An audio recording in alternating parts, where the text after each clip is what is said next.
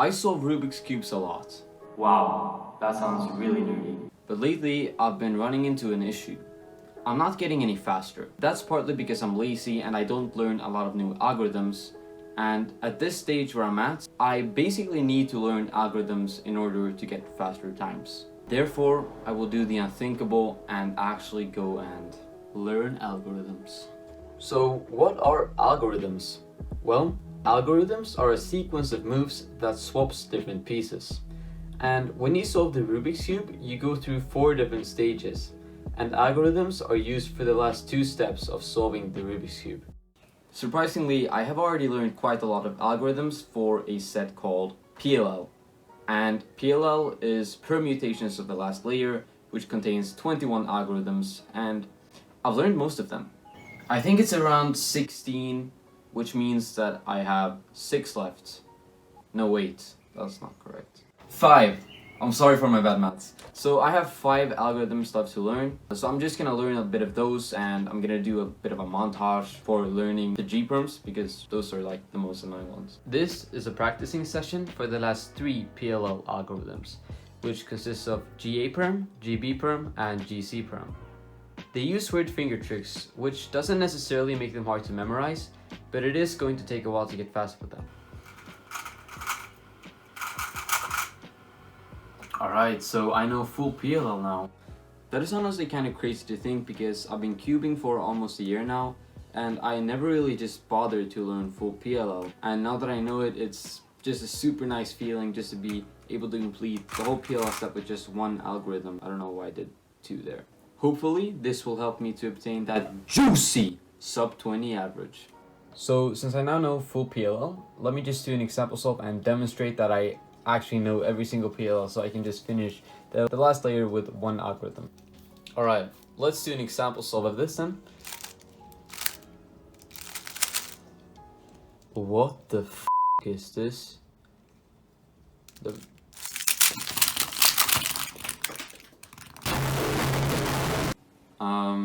Yeah. So anyway, to figure out what else I need to do, I did 10 example solves so I could review them and then pick up on something that I need to improve. Out of the 10 solves, my last solve was by far the best and it was a crazy good solve, even for me. I got it on camera, which I'll show right here.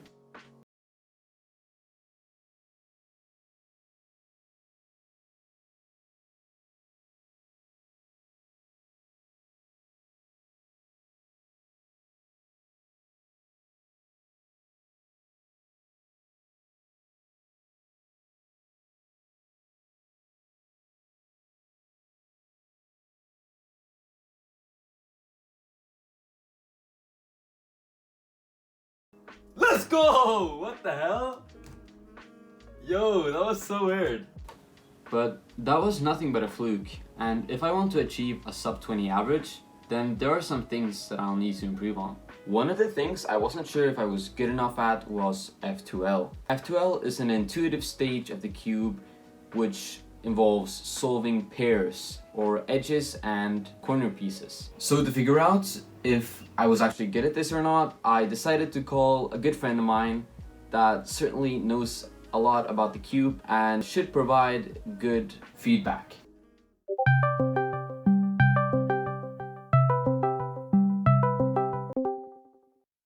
Yo, what's up? It's 2 a.m. Why are you calling me? I just needed to ask you something. So, do you think I'm good at F2L? I swear to God, if that's cubing stuff, I'm gonna lose it. That is the cubing stuff. Yep. So do you think I'm good at it? 2 a.m. in the morning and you're asking me about a 6-sided cube.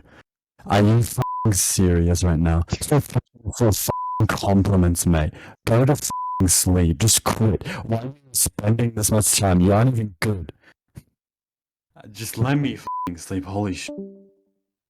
So as you might have deduced from that conversation, I am pretty damn good at F2L. But just to be safe, I did practice F2L a bit. And one of the most important aspects of F2L is look ahead. And look ahead is basically predicting your next pair when solving another pair. And this is something that I may or may not be very bad at. And therefore I will practice this through CS Timer, which is a cubing timer solving thing that generates scrambles for you. And I will have this setting to cross done, which basically completes the first stage of the cube and leaves me with F2L instantly. This will definitely take me closer to the sub 20 average goal. Alright, I've got everything set. It's time to practice the F2L. So I've got my Rubik's Cube, I've got my water. Let's go.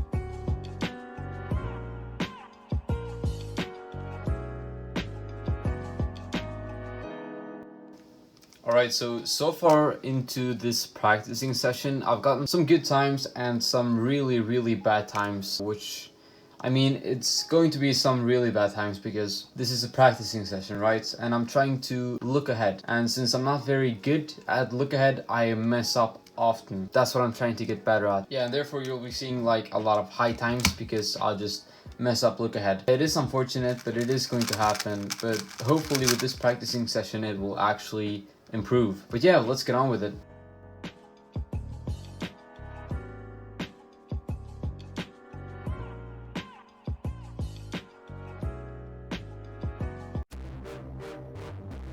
Alright, so as you can see from these times, I've actually gotten like a bit better. If I want to reach a sub 20 average, everything I need is like a cross that will take around 4 seconds. I mean, 4 seconds is more than enough for these times right here.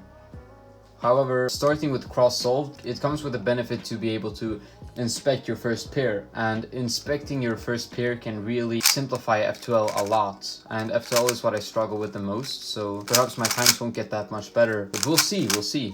But yeah, this was a really nice practicing session, and I'm going to do one last solve just to end things off, and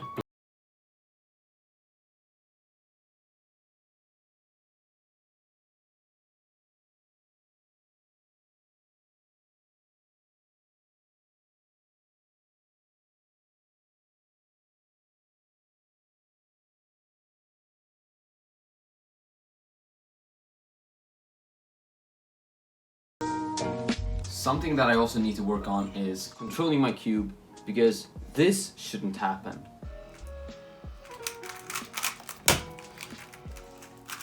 And when I'm doing solves, my grip is often very awkward in between the different stages and me just trying to figure out what I need to do with the cube. And that often results in something really awkward happening with the cube when I'm holding it, like you saw in the clip. To try to counteract this issue, I will just try to become more aware of what I'm doing with my hands when I'm solving with the cube, even if that involves taking breaks and properly regripping, because my cube shouldn't be falling out of my hand when I'm doing a solve. Like, that's just no. However, this also has something to do with my cube of choice, which is the Dayan Tengyun M, and it's known for being a very fast and unstable cube, and it's one of those cubes that if you're not careful you can just accidentally do a U12 or some random like that. But nonetheless, I will try to get better at that too. And with this, I should be able to obtain the sub 20 average.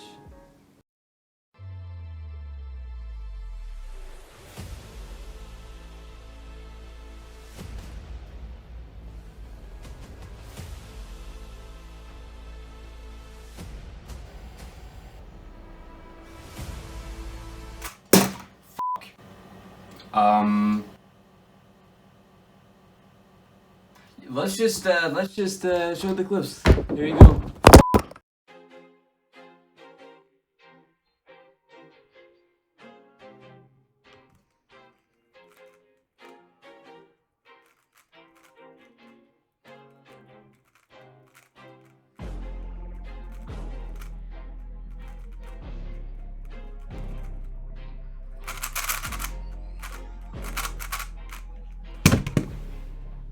That's so bad.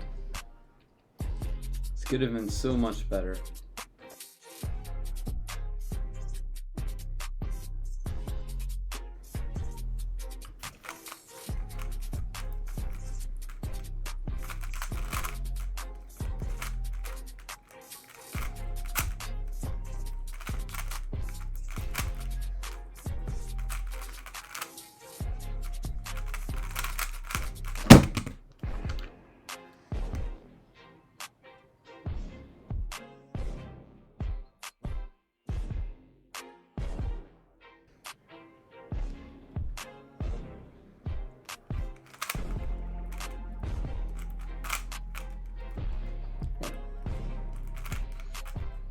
Oh, this is really bad.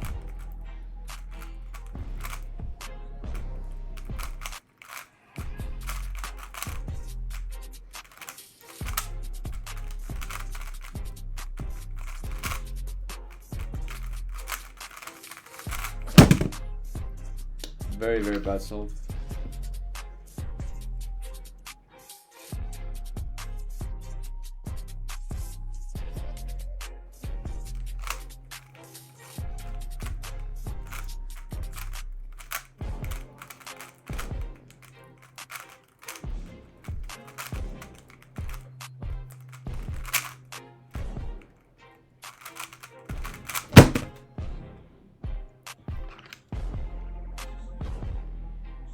Okay, everything I need now is a decent time, and I'll actually be able to just hit the sub 20 average.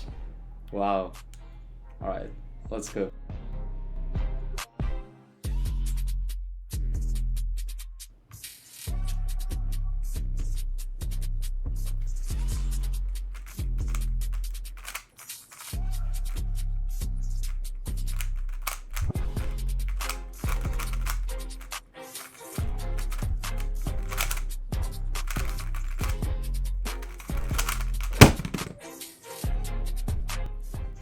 Another really good solve.